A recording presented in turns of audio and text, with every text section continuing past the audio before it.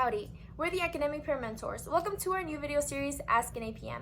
We've gathered a collection of study tips that have helped us in our academic journey, and hopefully you can apply them to what works best for you. We'll be hosting a live Instagram story tomorrow from 3 p.m. to 4 p.m. to answer your more specific questions about study tips and hacks. A good study tip is to find a comfortable working environment.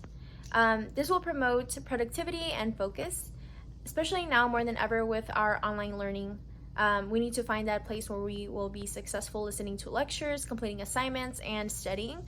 Due to COVID-19, we're not absolutely sure what study spaces will be available to students, but we will make an update to share that information. And I have created a list of factors to consider when choosing a study spot. The first one is to consider the noise level and activity. Some people thrive from very active places, kind of like Starbucks. You will see a lot of people studying there generally. The second tip that I have on here is consider your lighting. If you enjoy natural lighting versus a more closed space, you definitely want to take that into consideration. Another tip is to make sure that you have enough room wherever you are so that you can have the opportunity to lay out all your materials and have access to them. A very important tip also is to look for comfortable seating, whether that is a couch, a chair, a stool, whatever that is. You will be studying for long hours, so you want to make sure that you're seated in a comfortable space.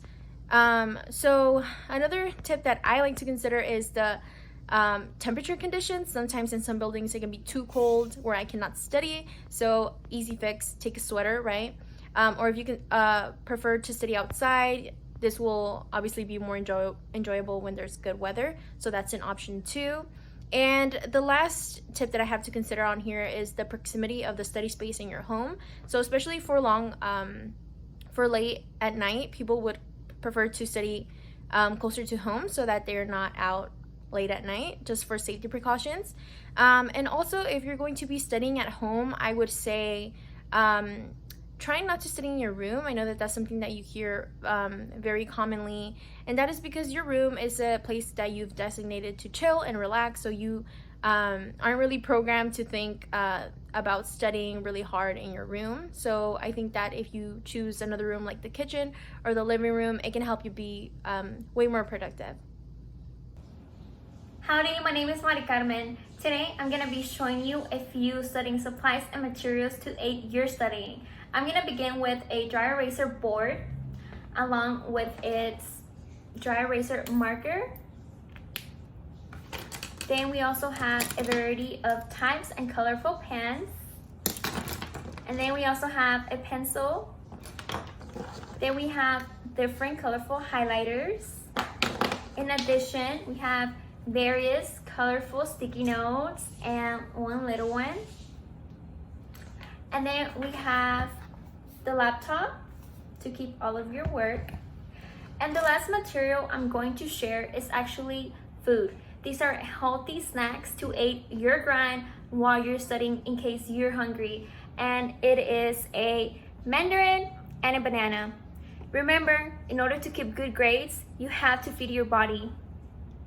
Howdy, my name's Emma, and I'm going to share a couple quick tips about study styles and strategies. So our first strategy or style is Quizlet. So Quizlet has a bunch of really cool fun learning games and also exists for a lot of already classes. And so you can also create one of your own if that is how you learn best.